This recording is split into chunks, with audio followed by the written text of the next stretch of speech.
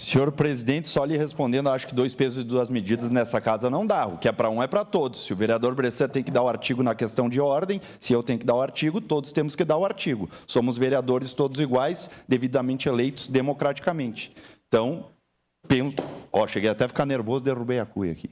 Mas penso eu dessa maneira, entendeu? Todos nós temos que ser coerentes dessa maneira.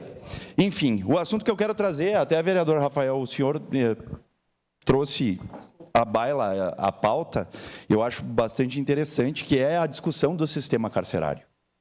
E eu fiquei sabendo aos 49 do segundo tempo que em Porto Alegre hoje vai ter uma discussão da privatização do sistema carcerário.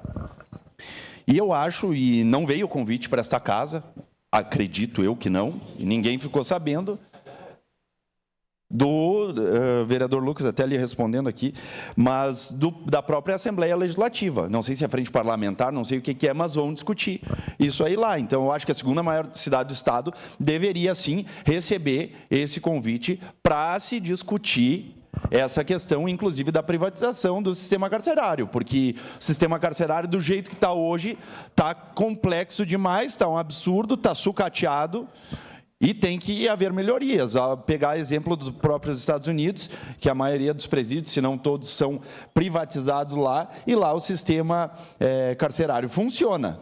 Aqui no Brasil, infelizmente, não funciona. Então, nós temos que sim discutir sobre isso aí, ver qual é a melhor forma de se fazer aqui no nosso país, até mesmo pelo enrijecimento da legislação federal, nós temos que pensar muito sobre essa questão e começar a discutir mais sobre esse tema. Obrigado, presidente. Obrigado. Não fique nervoso.